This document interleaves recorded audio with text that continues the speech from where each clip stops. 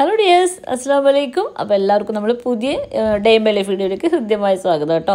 നമ്മൾ ഒരുപാട് പ്രേക്ഷകർ നമ്മുടെ day in my life video കാണുന്നത് ഇഷ്ടമാണെന്ന് പറഞ്ഞതിൻ്റെ ബലത്തിലാണ് ഞാൻ വീണ്ടും ഡേ ഇൻ മൈ ലൈഫോട്ട് വന്നിരിക്കുന്നത്. പല കാര്യങ്ങളുണ്ട്. നീക്കിട്ടോ. അപ്പോൾ ഇന്ന് നമുക്ക് അവധി ദിവസമാണ്. നമ്മൾ ഇന്നൊരു ഞായറാഴ്ചത്തെ വീഡിയോ ആണ് കേട്ടോ എടുക്കുന്നത്. അപ്പോൾ നമുക്കിന്ന് അവധി ദിവസം ഞാൻ മിക്കവാറും ചപ്പാത്തിയാണ് ഉണ്ടാക്കുക. അപ്പോൾ ചപ്പാത്തി ഉണ്ടാക്കാൻ എനിക്കൊരു ഹെൽപ്പർ ഇങ്ങനെ ഒരുമിച്ചിട്ട് എനിക്കിങ്ങനെ ഇങ്ങനെ പരത്താനും ചുടാനും ഒരുമിച്ച് അറിയാത്ത പ്രത്യേക തരൊരു ബുദ്ധിമുട്ട് എനിക്കുള്ള കാരണം കൊണ്ട് നമ്മൾ അസിസ്റ്റൻ്റായിട്ട് നമുക്ക് ഇന്നുമോളെ മസ്റ്റാണ്. നമുക്ക് അവധി ദിവസങ്ങളിൽ ഇന്നുമോൾ എനിക്ക് കിച്ചണിൽ വേണമെന്ന് ഭയങ്കര നിർബന്ധമാണ് കേട്ടോ. അല്ലാത്ത ദിവസങ്ങളിൽ അവൾക്ക് പ്രത്യേകിച്ച് ഒരു ജോലിയില്ല. അപ്പോൾ ഇന്നുമോളാണെന്ന് മുട്ടക്കറി ഉണ്ടാക്കുന്നത്. അപ്പോൾ നമ്മൾ മുട്ടക്കറി ഉണ്ടാക്കുന്നതിന് മുമ്പ് മുട്ടൻ്റെ ഷെല്ലൊക്കെ നമ്മൾ നന്നായിട്ട് സോപ്പിട്ടിട്ട് നല്ല ഉരച്ച് കഴുകിയിട്ടാണ് കേട്ടോ നമ്മൾ ഇങ്ങനെ പുഴുങ്ങാൻ വെക്കുക. അപ്പം നമ്മൾ നല്ല ചപ്പാത്തിയൊക്കെ നമ്മൾ നല്ല തിളച്ച വെള്ളത്തിലാണ് ചപ്പാത്തി ഞാൻ മാവ് കുഴക്കുക. അപ്പോൾ നല്ല സോഫ്റ്റ് ചപ്പാത്തി കിട്ടും. എൻ്റെ താത്ത പറയും അവൾക്ക് പച്ചവെള്ളത്തിൽ ഇങ്ങനെ കുഴച്ച ചപ്പാത്തിയാണ് ഇഷ്ടം. പക്ഷെ എനിക്ക് ചൂടുവെള്ളത്തിൽ കുഴച്ച ചപ്പാത്തി ഇഷ്ടം. ഞാൻ പരത്തട്ടെ.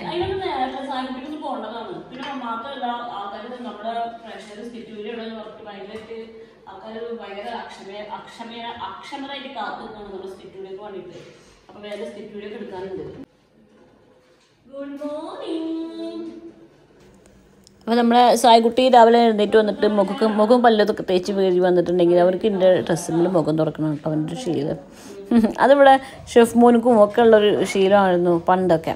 ഇപ്പം എങ്ങനെയെന്ന് എനിക്കറിയാൻ പാടില്ല. അപ്പോൾ നമ്മൾ നല്ല ചപ്പാത്തിയൊക്കെ ചുടിൽ പുരോഗമിച്ചു കൊണ്ടിരിക്കുകയാണ്. അപ്പോൾ നമുക്കിന്ന് ഞാനൊരു പുതിയൊരു ലിക്വിഡ് വാങ്ങിച്ചതാണ് കേട്ടോ. വെച്ചാൽ എനിക്കത് നന്നായിട്ട് ഇഷ്ടപ്പെട്ടു. നല്ല അഴുക്കൊക്കെ പോകുന്നുണ്ട്. പിന്നെ ഈ സോപ്പ് പിടി ഇങ്ങനെ കട്ട പിടിക്കണം അങ്ങനത്തെ ബുദ്ധിമുട്ടുണ്ടാവില്ല. അപ്പം ഞാൻ ഈ ചുമരം വരക്കണം നിങ്ങൾ കണ്ടില്ലേ. അതെനിക്ക് സ്വിച്ച് ഉണ്ടെങ്കിൽ പിന്നെ കൈമത്തെ വെള്ളം ഉണക്കിയതാണ് കേട്ടോ. അപ്പോൾ നമ്മൾ രാവിലത്തെ ഓരോ ജോലികൾ ചെയ്ത് വെക്കുന്നുണ്ട്. ഇത് കഴിഞ്ഞിട്ട് വേണം നമുക്ക് ഷൂട്ടിങ്ങിന് പോകാൻ. അപ്പോൾ മുറ്റും കാര്യങ്ങളൊക്കെ ഒന്ന് അടിച്ചു വരികയൊക്കെ ചെയ്യാൻ ഉമ്മയാണ് കേട്ടോ. ഞാൻ കിച്ചണത്തെ കാര്യങ്ങളാണ് ചെയ്യാം. അപ്പോൾ നമ്മൾ ഇന്നുമോളുടെ മുട്ടക്കറി നല്ല ഇങ്ങനെ പുരോഗമിച്ചു കൊണ്ടിരിക്കുന്നുണ്ട്. പിന്നെ വേറൊരു കാര്യം ഞാൻ പറഞ്ഞുതരാം കേട്ടോ. ഞങ്ങളുടെ വീട്ടിൽ നമ്മൾ ഈ വിമ്മിൻ്റെ സോപ്പ് ഉപയോഗിച്ചിട്ടാണ് പാത്രം കഴുകുക. അപ്പോൾ നമ്മൾ വിമ്മിൻ്റെ സോപ്പ് നല്ല വലുപ്പം ഉണ്ടാവില്ലേ. അപ്പോൾ വീട്ടിൽ ഈ സോപ്പ് 2 കഷ്ണമാക്കും കേട്ടോ. എന്നിട്ടാണ് പാത്രം കഴുകുക. ഇതിന് പിന്നിൽ വേറൊരു കാരണം കൂടി ഉണ്ട്. കാരണം ഞാൻ സോപ്പ് ഭയങ്കരമായിട്ട് ഉപയോഗിക്കുന്ന ആളാണ്. അപ്പോൾ അതാണ് ഞാൻ ഗ്ലൗസ് ഇട്ടിട്ട് ഈ പാത്രം കഴുകുന്നത്. കാരണം എനിക്ക് ഒരുപാട് സോപ്പ് വേണം. അപ്പോൾ കൈ അഴുക്കാവാതിരിക്കാൻ ഞാൻ നിങ്ങളോട് പറഞ്ഞിട്ടില്ലേ, നമ്മുടെ മുഖം മാത്രം നമ്മൾ ശ്രദ്ധിച്ചാൽ പോരാ, നമ്മുടെ കൈയും കാലും ശ്രദ്ധിക്കണം. അപ്പോൾ ഇത് ഹാൻഡി പ്ലസിൻ്റെ ഗ്ലൗസ് ആണ്. വളരെ കംഫർട്ടബിളാണ് കേട്ടോ. ഇത് മീഡിയം സൈസാണ്. ശരിക്കും സ്മോൾ സൈസ് ആണെങ്കിൽ നമുക്ക് കറക്റ്റ് നമ്മുടെ കയ്യിന് തന്നെ ഫിറ്റ് ആയിരിക്കും. എൻ്റെ ഈ കൈയിൻ്റെ സൈസുള്ള ആൾക്കാർക്കൊക്കെ ഒരു സ്മോൾ സൈസ് ഇങ്ങനെ ഹാൻഡി പ്ലസിൻ്റെ ഗ്ലൗസ് വാങ്ങിച്ചാൽ മതിയാവും.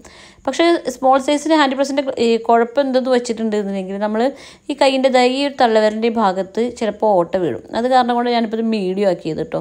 അപ്പോൾ അത് അങ്ങനെ കുറച്ച് നീണ്ടു നിൽക്കുന്നുണ്ട്. അപ്പോൾ നമ്മൾ കിച്ചണിലെ ജോലിയെല്ലാം കഴിഞ്ഞ് കിച്ചണൊക്കെ നമ്മൾ നല്ല ക്ലീനാക്കി വെച്ചു കേട്ടോ. ഇനി അവന് വേറൊരു കാര്യം കാണിച്ചു തരാം. ഇത് ഞങ്ങളുടെ വീട്ടിലത്തെ പൂച്ചയാണ്. നമ്മൾ വളർത്തുന്നതാണ് ഏറെക്കുറെ.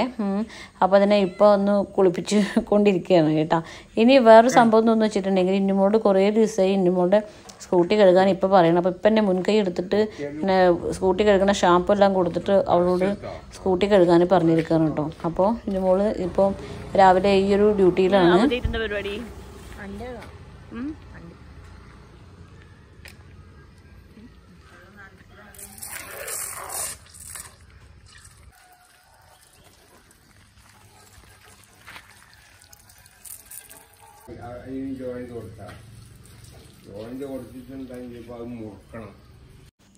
പിന്നെ എങ്ങനെയെന്ന് വെച്ചിട്ടുണ്ടെങ്കിൽ ഇവിടെ ആര് വണ്ടി കഴുകാൻ എടുത്തിട്ടുണ്ടെങ്കിലും ഇപ്പം മേൽനോട്ടം വഹിക്കാൻ നീക്കൂട്ടോ. ഇപ്പം അവിടെ നിന്നിട്ട് അങ്ങനെ ചെയ്യുന്നൊക്കെ പറയും. ഇപ്പൊക്കെ അതൊരു ശീലമാണ്. അപ്പോൾ ഉമ്മ പറയും നിങ്ങൾ കുട്ടികളെ പറയണ്ട, അവർ ചെയ്തോളൂ എന്നൊക്കെ പറഞ്ഞാലും അപ്പോൾ ഇപ്പം അകത്തൊക്കെ പോകും. പക്ഷെ വീണ്ടും പക സൂര്യക്കേടായിട്ട് വീണ്ടും വന്നിട്ട് ഇത് അങ്ങനെ ഇവിടെ കഴുകുക എന്നൊക്കെ പറയും. അങ്ങനെയാണ് ഇപ്പാൻ്റെ ശീലം. ഇന്നിപ്പോൾ സായിക്കുട്ടിയും കൂടെ കൂടിയിട്ടുണ്ട് ജീജിൻ്റെ സ്കൂട്ടിയൊക്കെ ഒന്ന് കഴുകി ശരിയാക്കി കൊടുക്കാൻ. നന്നായിട്ട് തേച്ച് വെച്ചിട്ടാണ് കഴുകിക്കൂടി.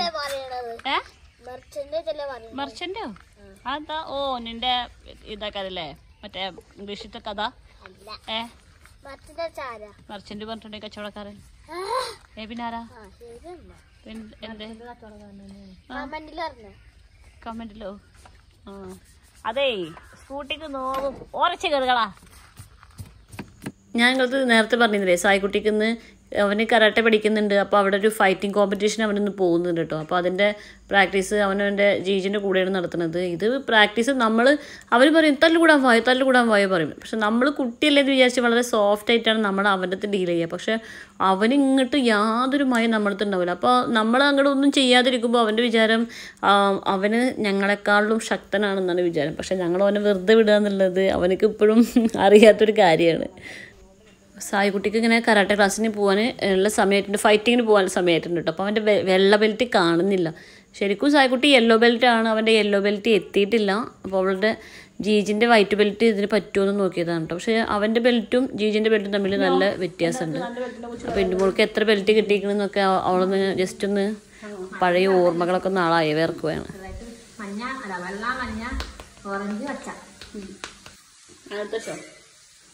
അപ്പോൾ സായിക്കുട്ടിയുടെ ബെൽറ്റ് കിട്ടിയിട്ടുണ്ട്. ഇതാണ് സായിക്കുട്ടിയുടെ കരാട്ടെ ഡ്രസ്സ്. ഇതൊക്കെ നമുക്ക് എടുത്തു വെക്കാണ്ടോ? എടുത്തു വെക്കാഞ്ഞോ? എടുത്തു വെച്ചോ.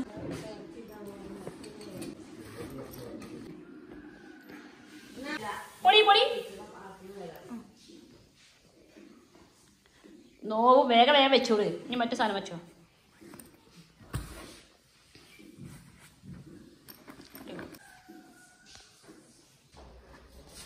സൈഡ് പോകാൻ റെഡിയായാ? സ്പ്രേ അടിക്കാൻ പോവാ?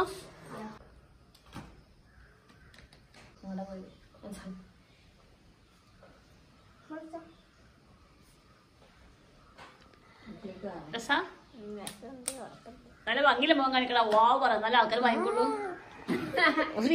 ഓൾ ദി ബെസ്റ്റ് കേട്ടാ. എടാ അസ്സലാമു അലൈക്കും പറഞ്ഞു പോടാ. അതിനൊന്നും നേരല്ല.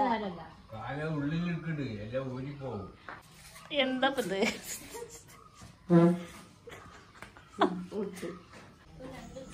അങ്ങനെ നമ്മൾ സായിക്കുട്ടി ഫൈറ്റിംഗ് കോമ്പറ്റീഷന് പോയിട്ടുണ്ട്. അവൻ്റെ സാറിൻ്റെ ബുള്ളറ്റിൻ്റെ പിന്നിൽ ഇട്ടാ പോയിക്കണം കേട്ടോ.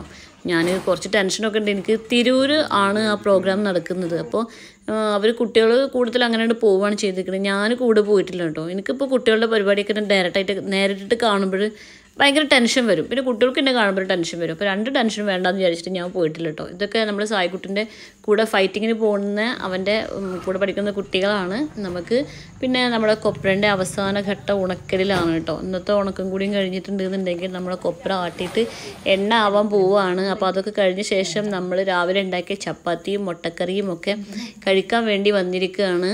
അപ്പോൾ മോൾ നല്ല ആസ്വദിച്ച് കഴിക്കുന്നുണ്ട്. നല്ല അടിപൊളി മുട്ടക്കറി എന്നാണ് അവൾ പറയുന്നത്. അല്ലെങ്കിൽ അവളുണ്ടാക്കിയ ഫുഡിന് നല്ല ടേസ്റ്റാണ് കേട്ടോ. ഇന്നുമോൾക്ക് അത്യാവശ്യം നന്നായിട്ട് കുക്ക് ചെയ്യാൻ അറിയാം. ആൾക്ക് ഈ അടിച്ചു വാരുക, തുടക്കുക, പാത്രം കഴുകുക, ഈ ജാതി ജോലികളൊന്നും ഇഷ്ടമല്ല കേട്ടോ.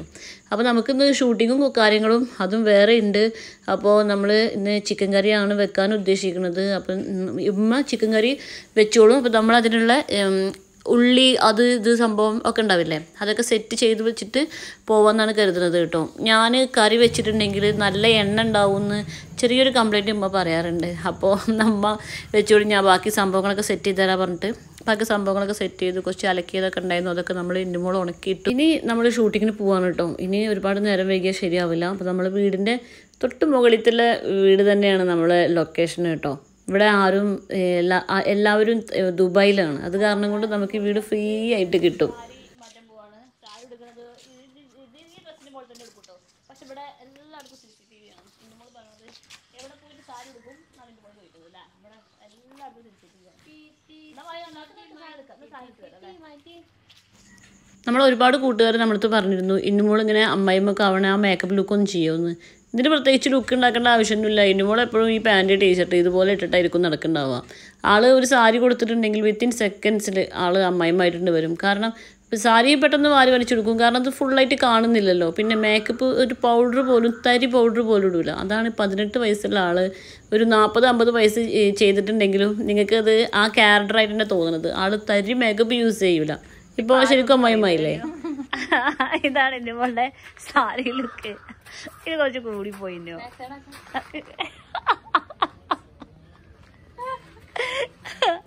തുടങ്ങാ എൻ്റെ മോളുടെ സാരി ലുക്കാണ് കേട്ടോ. കണ്ടോ, ഇതൊക്കെയാണ് സാരി ലുക്ക്.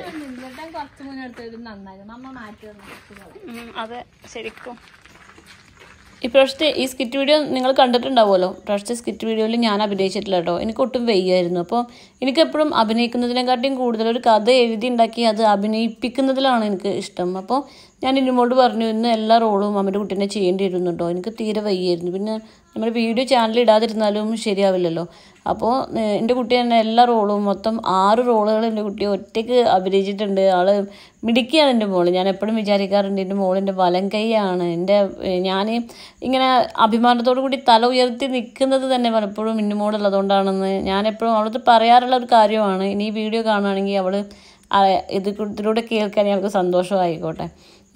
ഞാനെപ്പോഴും എൻ്റെ മൂത്ത മോളാണല്ലോ, അപ്പം നന്നായിട്ട് ഷൗട്ട് ചെയ്യുകയും ചെയ്യും, നന്നായിട്ട് ചേർത്ത് പിടിക്കുകയും ചെയ്യും കേട്ടോ. എൻ്റെ ഫ്രണ്ടാണ്, എൻ്റെ മകളാണ്, എല്ലാത്തിലുപരി എൻ്റെ ലോകമാണ് എൻ്റെ മോള്. സാരി അയക്കണില്ലല്ലോ, വീട്ടിൽ പോയിട്ട് അയക്കണേ പോലെ. അയ്യോ ഉമ്മാൻ്റെ ഷാൾ എടുക്ക. എൻ്റെ സ്റ്റോറി ബുക്കാണിത്. ഇത് ഞങ്ങൾ അത്തിപ്പഴത്തിന്റെ പറയാറ് കേട്ടാ. കണ്ടാ അടിപൊളിയായിട്ട് അത്തിപ്പഴങ്ങൾ നിറഞ്ഞു നിൽക്കുന്നുണ്ട്. ഇന്നുമ്പോൾ ഞാനുണ്ട്, എന്നെ പിടിക്കണേ.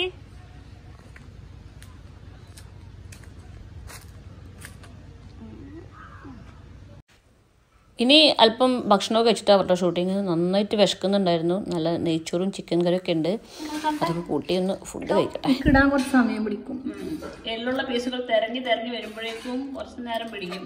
അപ്പോൾ ഞങ്ങൾ ലഞ്ച് ഇതാണ് കേട്ടോ. അപ്പോൾ നമ്മൾ ഷൂട്ടിങ് കഴിഞ്ഞ് ക്ഷീണിച്ച് വന്നിട്ട് അങ്ങനെ നമ്മൾ ഫുഡ് കഴിച്ച് കഴിഞ്ഞാൽ നമുക്കൊരു മധുരം നിർബന്ധമാണല്ലോ.